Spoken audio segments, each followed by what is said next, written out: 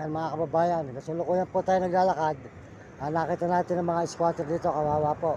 Nakatira po sila sa gilid ng kalsada, sa may highway. Yan, mga kababayan, mga squatter. Yan.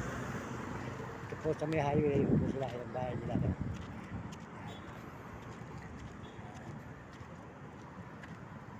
Mga idol, mga kawawa po talaga yung mga mahihirap. Yan. Ito po yung kanilang mga tirahan. Sa gilid ng highway, squatter.